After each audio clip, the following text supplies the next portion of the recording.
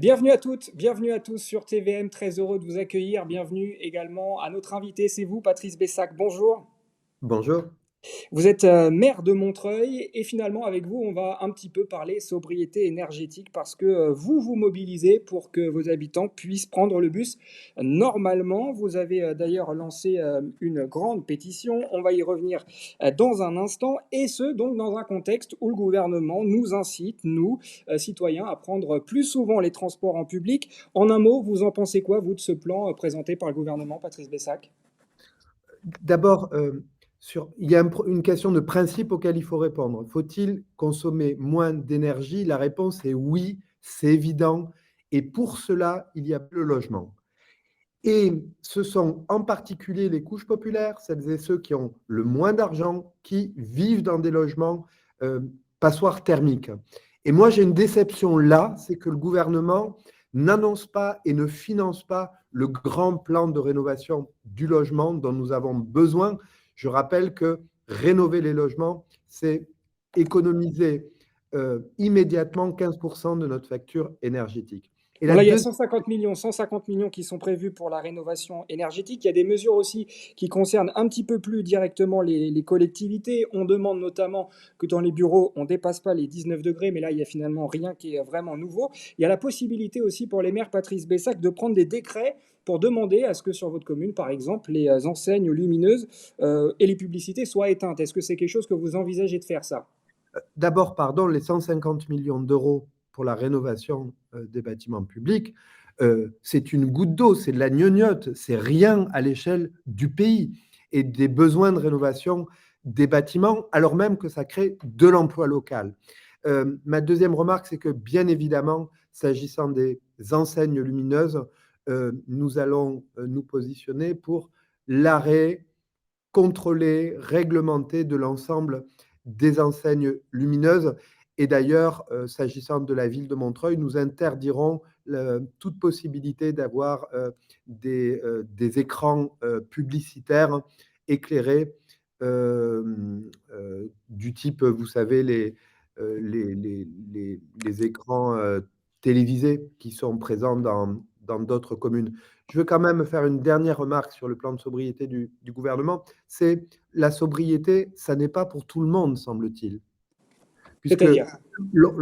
on sait que les 10% des ménages les plus riches polluent à 50% de la consommation totale.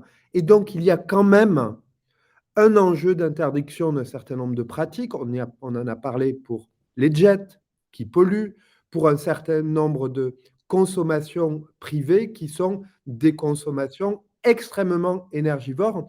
On a souvent des accusations à l'égard du grand nombre, des clashs populaires, mais je rappelle que c'est les plus riches qui polluent pour 50%. Alors justement, on va pas parler de jet privé aujourd'hui à Patrice Bessac, on va parler des bus parce que, je le disais tout à l'heure, vous avez lancé une pétition en ligne, c'était le 26 septembre, ça s'appelle Mon bus, ma bataille, vous dénoncez les temps d'attente interminables, parfois plus d'une heure, résultat des arrêts bondés, des bus pleins à craquer, bref, une vraie galère pour les usagers, certaines lignes sont particulièrement touchées, mais vous, ce que vous pointez finalement, c'est une dégradation généralisée du service sur votre commune. La faute n'a pas de chance, pas vraiment. Pour vous, tout ça, c'est la conséquence des choix politiques de la région Île-de-France. Pourquoi?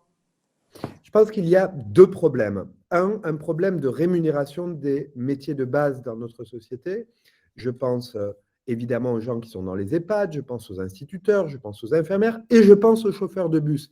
Hier, j'ai rencontré un chauffeur de bus du quartier Le Morillon qui me disait, Monsieur le maire, au bout de 20 ans, mon salaire a augmenté d'à peine 200 euros et je me pose la question d'aller vers le privé parce que je sais que j'aurai un meilleur salaire. Donc, pourquoi n'y a-t-il plus de chauffeurs de bus à Montreuil comme partout en Île-de-France? C'est d'abord parce qu'on ne paye plus les métiers de base. Il faut donc augmenter les salaires. Et il y a une deuxième raison, c'est qu'aujourd'hui, la région Île-de-France veut appliquer la directive européenne de libéralisation des transports et donc on va vers la privatisation d'un certain nombre de lignes de bus, puis éventuellement de lignes de métro ou Ça, de c'est pour le lignes. 1er janvier 2025, c'est ça? Exactement. C'est une folie totale. On voit bien comment, en matière d'électricité, tout le discours sur la libéralisation est en train de produire une catastrophe internationale et une catastrophe nationale. Il faut, tant qu'il est encore temps, arrêter la privatisation qui aujourd'hui désespère un certain nombre d'agents conducteurs de bus qui non seulement vont perdre leur statut, le statut de service public, mais en plus ne voient rien venir s'agissant des salaires. Donc Et ça, c'est un aujourd'hui, aspect des choses, Patrice Bessac. Il y a aussi un autre aspect qui est lié directement à la crise sanitaire et qui a un impact très direct sur la fréquence des bus, notamment sur la commune, mais de manière générale sur l'Île-de-France. C'est qu'au moment finalement de la crise sanitaire, eh bien, la région a décidé de baisser de 30% le nombre de ces bus sur le territoire. Sauf qu'on est un petit peu sorti de cette crise et que finalement, on en reste avec cette baisse de fréquentation. Et là, vous dites, stop, il faut qu'on revienne à la normale. il faut qu'on revienne à la normale. Aujourd'hui, il y a des salariés qui se lèvent une heure et demie plus tôt pour aller au travail parce qu'il n'y a plus aucune sécurité s'agissant des lignes de bus et des horaires d'arrivée. Et puis, la crise sanitaire a bon dos. Ça suffit. On ne va pas continuer à laisser des habitantes et des habitants de nos quartiers s'entasser littéralement sur les lignes de bus et voir leur fatigue et leur temps de trajet augmenter indéfiniment. Moi, je pense qu'il faut aujourd'hui faire entendre la voix des premiers de corvée, de toutes celles et ceux qu'on avait applaudis durant le Covid et qui aujourd'hui sont transportés dans des conditions absolument insupportables. Les gens ont repris le travail, ils payent 75 € leur abonnement et aujourd'hui, ils n'ont pas le service. Donc, Alors j'adresse. justement, Patrice Bessac, vous lancez cette pétition et il me semble avoir lu aussi que vous avez demandé à la région à ce que ces personnes-là, ces usagers en question, qui sont finalement lésés par cette situation, par des bus bondés, par des bus qui parfois n'arrivent pas, vous avez demandé à ce qu'il y ait un remboursement. Est-ce que Ah, moi, vous... je- c'est évident. Et c'est pour moi, s'il n'y a pas de changement, la prochaine étape dans laquelle nous allons construire notre mobilisation, parce que nous n'allons pas nous arrêter là. Je vais aussi prendre contact avec les maires de Seine-Saint-Denis pour leur proposer une action commune qui conduise à ce qu'on demande le remboursement du pass Navigo, puisque les gens payent et n'ont pas le service. Et je vois que vous affichez à l'écran les validations Navigo. Sachez quand même qu'aujourd'hui, les bus sont tellement bondés que les gens ne peuvent plus valider, tellement ils ne peuvent, ils doivent s'entasser à l'entrée dans ces bus. Il est même question, Patrice Bessac, il me reste deux questions. Il est même question aussi que si les choses n'avancent pas suffisamment vite à votre goût, que vous portiez plainte pour discrimination. Contre qui? Contre la région Île-de-France et le syndicat des transports et de la mobilité, car aujourd'hui, il y a une véritable discrimination spatiale.